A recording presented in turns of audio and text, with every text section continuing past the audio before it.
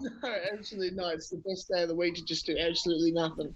Yeah. No, welcome, Voodoo Blue. I absolutely love the new album.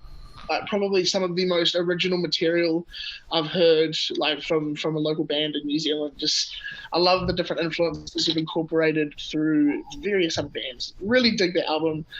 Welcome, Voodoo Blue. Who am I with? I'm with you guys.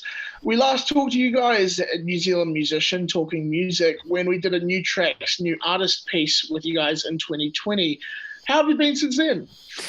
Wow, 2020. That feels like yesterday, but also there has been so much change at the exact same time. Absolutely. Yeah, I mean, well, first of all, thank you for your thoughts on the album. That is really awesome to hear that all of those influences have shone through. But I would possibly honestly say, as well as obviously bringing on the beautiful Ollie on board into the band, that the influences is possibly one of the biggest things that has changed since we did the first album there, at least in the musical album space. Cool. That's awesome. Tell me about the creative process behind The Blessed Ghost in terms of writing and recording and releasing that, just that whole big sort of process. It's an absolute mission. Yeah, well, I mean, I think you guys will definitely be able to touch on the recording bit, but I guess for the writing process, it was sort of a mix of like me bringing things in and then us just like all jamming stuff together when we were all in the same room. Like I've said many a time before, it would not have sounded nearly as cool if it was not for all of the guys who are on the record here. It wouldn't have even been the full album or near what you actually hear on the record. But yeah, did you guys want to talk about the recording? Yeah, I can chime in a bit here because I joined the band kind of midway through the whole writing process, I guess you could say.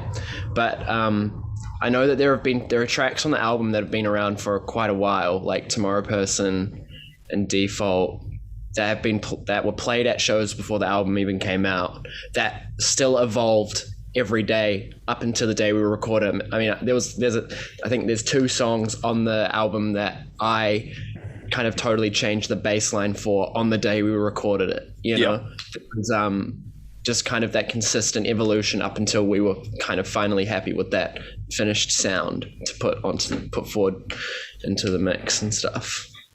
But yeah, it's been an ever-growing process. Indeed. Yeah. Additionally, our producer for the album, Greg Haber, just like took a lot of these songs that we had and really changed into something that was just beyond our wildest dreams. Like tracks like Ritalin and 4 Asterisks are just ones that we were still trying to find our footing around them, and then basically kind of in some regards kind of reverse engineered them and just made them just sound like just completely just beyond all of our expectations that we had going into the recording process. And like, if you like, those are the tracks that I'm probably the most proud of, are just those being able to see like these tracks that have been works in progress for a while now just be turned to something just beyond our wildest dreams. I mean, literally on the album, the song 4 Asterisks is then followed by Still Work in Progress, Don't Listen Yet. Yeah. That's because that's what was that was basically what it was in the drive for like the longest time, like one of the demos that Rory recorded, and it's been one of those songs that's just been constantly evolved, like, because originally it was just going to be played on acoustic guitar and stuff like that, and now he just started bringing in a synth like and everything like that, and then we've got like, you know, he started singing the song in a much higher register, so it just sounds very different. And then Greg just pushed us like to just incorporate all these amazing creative and like just dreamy sounds that really just give the whole track a much more of like a cinematic quality to it. Yeah, it's good. It says don't listen, but listen. Yeah. Yeah, you should definitely listen. Very It's cool. not a work in progress anymore. It must be the absolute best feeling just to have that out in the open. Yeah. Oh yeah. It's great. It's a big weight off of the shoulders. I don't know how to describe it. It's a good feeling.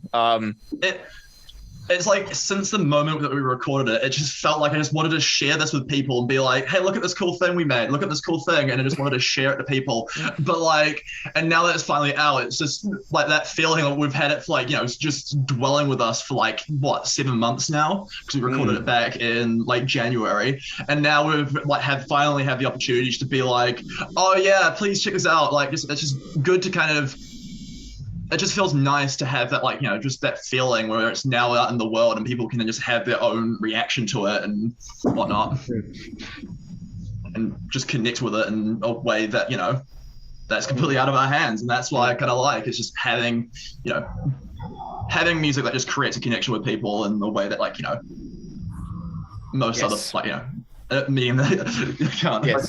Inspired to say that similar effect. Almost lost my train of thought there for a second. No, you're chilling. You're chilling. Do not worry.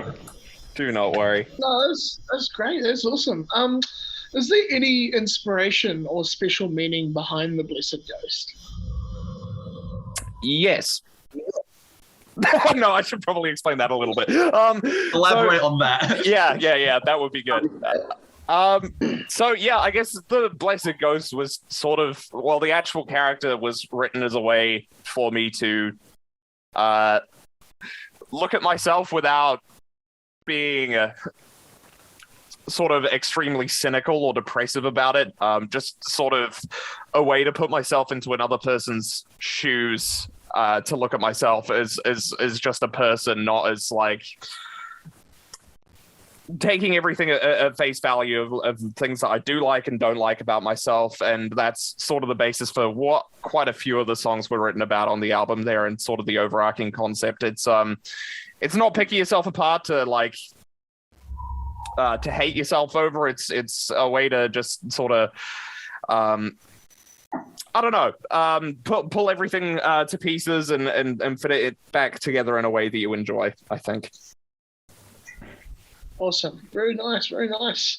What makes this album different from your first album, Jacobus? Everything. A new band, Voodoo Bloo 2. No, I don't know. As I said, like in the beginning, I think that it's a lot to do with like who we have in the band at the moment, how we actually work together as a team, and the fact that this was so collaborative. It wasn't, I think that Jacobus was influenced very differently at the time by sort of maybe more punky aspects, but we were all listening to quite a bit more like shoegazy type stuff, and everybody put in their own pieces. You were able to individually hear everyone's style on the record, I think, which is something that I'm really glad that we did. Yeah, awesome. That's really cool that everyone collaborated on it so much, and now it's out there. It's your baby. That's great. That's great. What was your collective favorite moment in the process of recording this album? Somebody take the reins, please. I want to know. So, what are we feeling like is a collective like favorite moment? I got a good collective. It's more of a moment though, like a moment from the studio that impacted me so very much. Mm-hmm. Which is the fact that we were tracking, I think, drums one day, and I was sitting next to Daniel and Rory. Maybe Jackson was there too. I think it was. No, is this the cowbell blast beat story? Yeah. Yes, it is. Yeah. Crazy things to add to a song, and I can't remember who it was, but someone brought up the idea of a cowbell blast beat happening, which I think it was Rory who came up with it. So out of place. We just sat around in this dead quiet room as Scott and Greg were kind of doing some little mixes and some adjustments like that. But we like had to leave because of how funny we found it. Just of a cowbell blast beat. Yeah, that was great. That was awesome. One of those things that just creates such a vivid mental picture of just like the sound of like a cowbell being played at the speed of a blast beat. And it's just. I think it was also the it was one of those laughs where you know that you shouldn't be laughing, so it just makes it like 10 times funnier than you usually find it. It was great. You look to the person next to you and they're like about to laugh, and that instinctively makes you laugh, but you have somebody just doesn't. You know, Greg had this rule in the mixing room that like all talk had to be related to the song, so we couldn't just randomly outburst laughing and say, "What about a cowbell blast beat?" So all of us just got up and just left the control room just so we could just laugh at the thought of a cowbell blast beat. Yeah, that's probably the best moment, I think. Yeah, it's super silly, but like it's just it's a joke that has become like a recurring joke throughout the entire band in the 6 months since we've on the started next recording. album, you might hear a fucking on the cowbell. Be ready for it. You might get copyright strikes by Blue Oyster Cult there if you're not True. Oh, yeah, you're right. Didn't even think about that. Pretty much own the cowbell now, don't they? Yeah. Oh, good stuff. Oh, that's amazing. That's awesome. So what is your objective with the Blessed Ghost? We're going to be as big as Michael Jackson. We're going to like take over the world. No, I don't know. I have no idea. No, it sounds like a project that is very, very personal and everyone was so involved with it. It's just something within you. Yeah. I think it's just something awesome that we can create and put out there.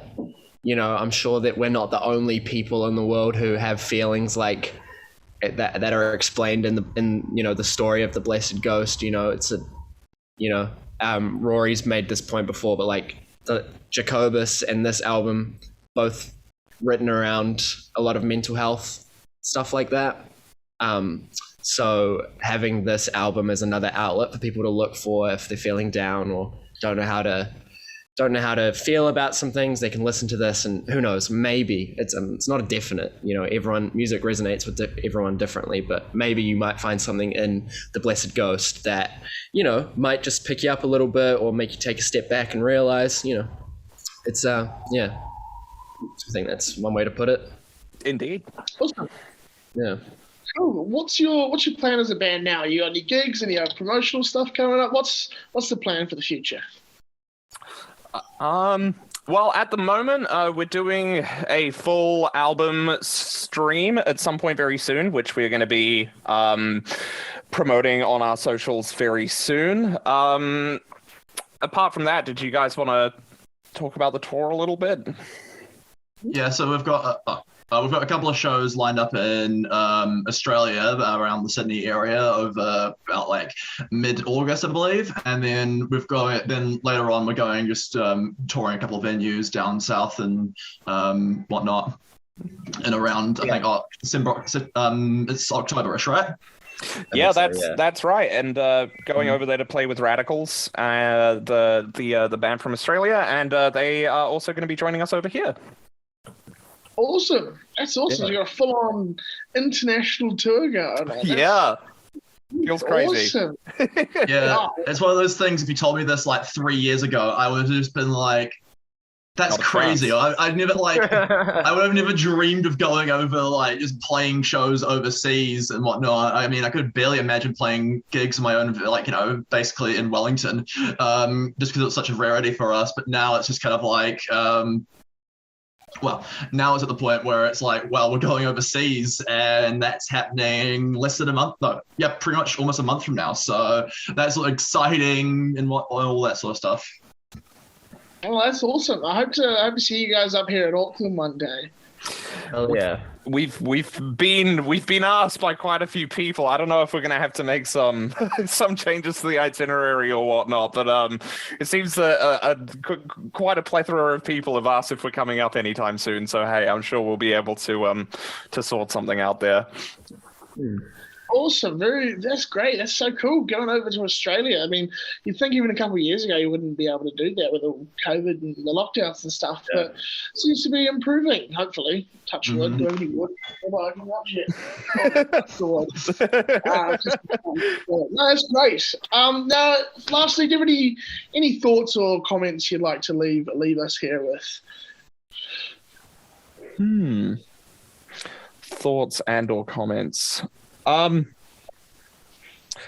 personally think there's been a lot more pigeons around Wellington than there were previously. I don't know what's up with that, honestly, but that's the only thought that I have right now.